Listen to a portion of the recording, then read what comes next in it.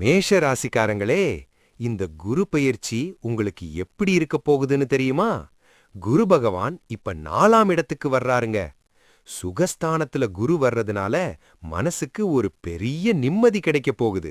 இத்தனை நாள் நீங்க பட்ட கஷ்டமெல்லாம் இனி மெல்ல மெல்ல மறையும் பாருங்க. குருவோட பார்வை உங்க 8ஆம் இடத்துல விழுது. அதனால மறைமுகமா இருந்த தொல்லைகள், சங்கடங்கள் எல்லாம் இனி அப்படியே காணாம போயிரும். அது மட்டுமில்லைங்க, 10ஆம் இடத்துல குரு பார்வை விழுறதுனால வேலையில ஒரு நல்ல மாற்றம், கை நிறைய சம்பளம்னு வாழ்க்கை இனி களகட்ட போகுது.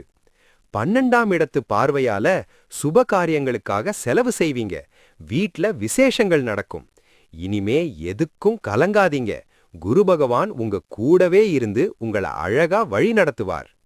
இந்த வீடியோ பிடிச்சிருந்தா சப்ஸ்கிரைப் பண்ணுங்க, ஷேர் பண்ணுங்க, அப்படியே ஒரு லைக் போடுங்க.